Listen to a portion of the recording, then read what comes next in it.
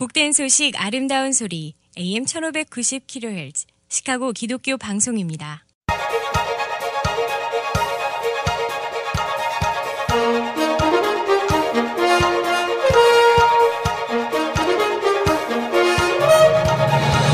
김정일 해설위원의 시사 해설. 세상을 넓게 봅니다. 삶의 지평이 넓어집니다.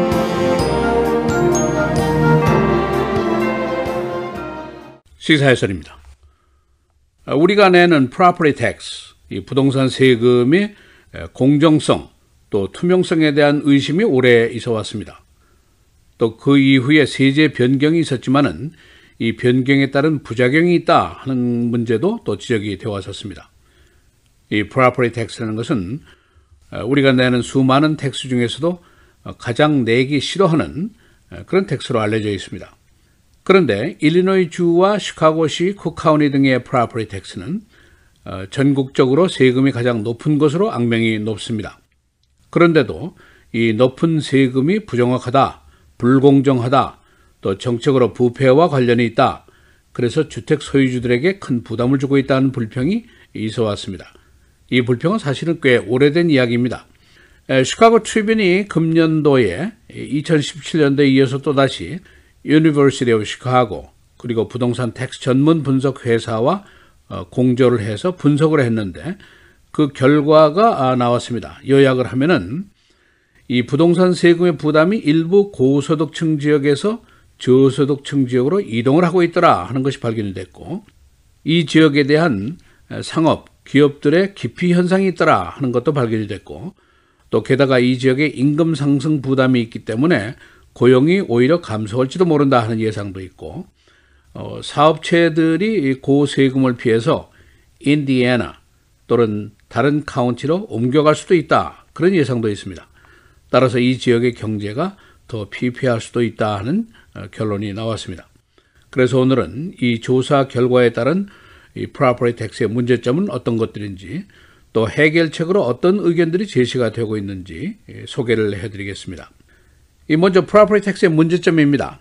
2017년도 봄에 주의회가 Trial Tax Breaks라는 것을 만들었습니다. 시카고 지역의 부동산 소유주들, 특히 고령자들의 부동산 세금 부담을 줄여주기 위한 것이었습니다.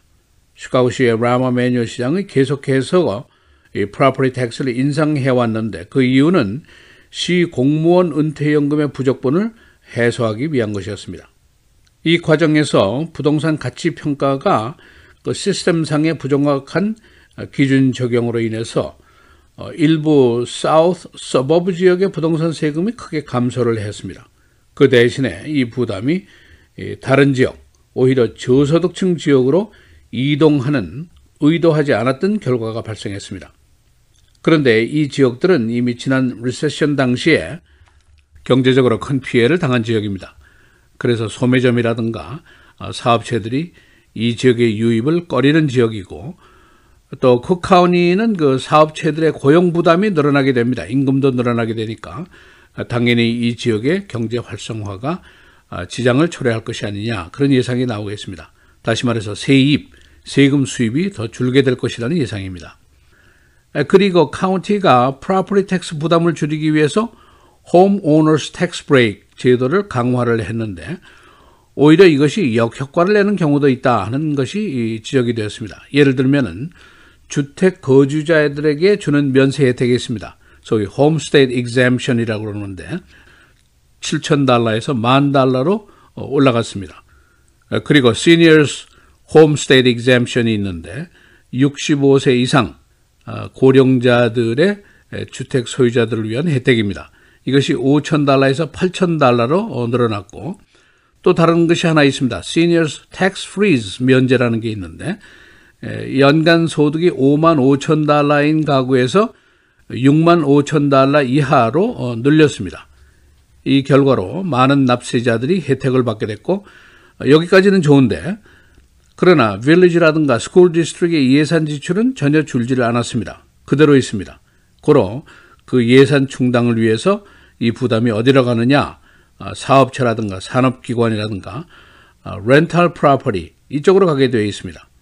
그리고 지역 내의 상업이라든가 경제 활동이 위축을 받게 되니까 다른 지역으로 기업체들이 옮기든지 또 유입을 회피하든지 이런 현상이 있게 마련입니다. 소위 악순환이라고 볼 수가 있습니다. 게다가 일부 지역의 그 빌리지들이 미스매니지먼트를 해서 시정 예산에 수많은 문제점들이 발생하는 곳이 있습니다. 결국 모든 경제적인 부담은 궁극적으로 납세자들에게 가는 수밖에 없습니다. 다른 방법이 사실은 없습니다. 그러니까 해결책이 과연 무엇이냐 하는 질문이 나오게 되는데 텍스 전문가라든가 경제 전문가들의 해답은 주정부나 시정부들이 또는 카운티가 프로퍼티 텍스에 너무 의존하지 말아라. 오히려 인컴 텍스에 의존하는 것이 옳다 하는 의견을 제시하고 있습니다. 이 프로퍼티 텍스도 물론 부동산 주택의 평가 기준에 따라서 세금 액수가 차등화되는 것이지만은 지금까지 나타난 부작용들이 만만치가 않습니다. 한쪽에 혜택을 주자니 다른 쪽으로 그냥 부담이 이동하는 수밖에 없더라. 또 평가 기준 산출이 잘못돼서 부자가 덜 내고 빈자가 더 내는 경우도 있더라. 또 정치적인 부패로 인해서 평가관이 세금을 가지고 정치적으로 이용하는 사례도 있더라. 이런 의도하지 않은 결과들이 많이 발견이 되었습니다. 일리노이주는 특히 교육 예산을 부동산 세금에 크게 의존을 하고 있습니다. 그리고 문제투성이인 공무원 펜션 부족분도 여기서 해결을 하려고 합니다. 일리노이주의 교육 예산 부담이 24% 정도입니다. 전국 평균이 45.6%입니다. 그래서 주의회의 일부 의원들은 인컴 텍스를 누진세로 해서, 그러니까 고소득자가 고세율로 적용하는 거, 이것으로 해서 올려야 한다. 그리고 이 돈으로 교육이라든가 펜션, 경상비 지출을 해야 한다 하는 주장을 하고 있습니다. 부동산 세금에다가 혜택을 주고 면세를 준다는 것은 단순히 세금 부담의 이동일 뿐이다. 근본적인 해결책이 아니다라는 주장이 나오고 있습니다. 이 시카고, 쿡카운티 완전히 분리된 지역으로 살고 있습니다. 법적으로는 이 세그리게이션이라는 것이 허용이 안 되지만은 그러나 현실적으로 우리가 보고 있는 것은 인종적으로 북부, 남부, 서부가 각각 다른 인종들이 모여 살고 있고 경제, 돈, 범죄, 교육, 환경이 모두 크게 다른 것으로 완전히 분리된 상태에서 살고 있습니다. 그런데 문제는 이 상이한 요소가 사실은 하나의 시스템 속에 묶여 있다는 것입니다. 유기체적인 연관 속에 우리가 살고 있는 것입니다. 예를 들면은 손가락이나 발가락이 아파도 몸 전체가 아픈 것이나 마찬가지입니다. 고통이 연결되어 있다는 것입니다. 그리고 이게 오래가면은 환부가 더 확대될 수가 있다. 그런데 문제가 있습니다. 이 쿡카운티의 어세서였던 조셉 베리어스는 이미 지난 예선에서 패배를 했습니다. 그러나 그가 이 평가관 자리에만 있었던 것이 아니라 일리노이주의 민주당 체어맨, 당의장이었었고 그의 정치 헌금 모금 능력이 뛰어나다고 소문이 있었습니다. 왜냐? 그가 큰 손들과 또 부동산 세금을 처리하는 법률 회사들과 밀착돼서 주거니 받거니 하면서 정치 헌금을 모았다. 이것은 모두가 의심을 하는 사항입니다. 지금 한 가지 확실한 것은 쿡카운티 또 시카고의 부동산 세금 제도가 불공정하고 부정확하다 하는 것은 여러 가지 자료 분석에서 확실하게 밝혀지고 있습니다. 시사해설 김정일입니다.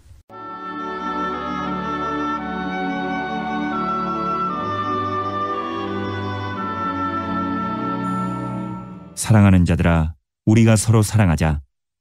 사랑은 하나님께 속한 것이니 사랑하는 자마다 하나님으로부터 나서 하나님을 알고 사랑하지 아니하는 자는 하나님을 알지 못하나니 이는 하나님은 사랑이심이라.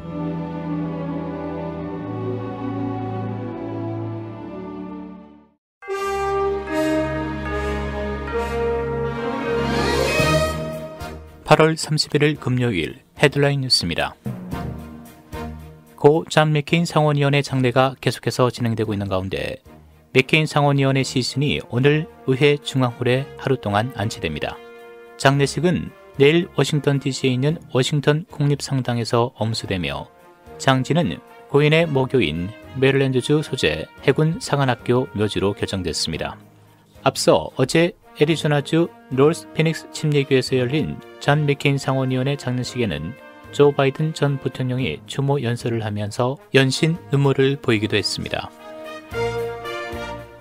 어제 뉴욕 멕시코주 토레오 인근 애리조나주와의 접경 지역 주간 고속도로에서 발생한 버스와 대형 트레일러 간 정면 충돌 사고로 사망자 수가 최소 7명으로 늘었습니다. 뉴욕 멕시코주 당국은 사망자 외에 많은 탑승객들이 부상을 입어 병원에서 치료를 받고 있다고 덧붙였습니다. 경찰은 대형 트레일러의 타이어가 터지면서 중앙선을 넘어 마주오던 버스와 정면 충돌했다고 밝혔습니다. 트럼프 대통령이 예산 부족을 이유로 내년 1월로 예정된 민간인 연방 공무원 임금 인상을 취소했습니다. 트럼프 대통령은 어제 이 같은 내용을 담은 사안을 상하원 의회 지도자들에게 보냈습니다. 트럼프 대통령은 민간인 연방 공무원 임금 인상에 드는 비용이 250억 달러에 달할 것이라고 주장했습니다.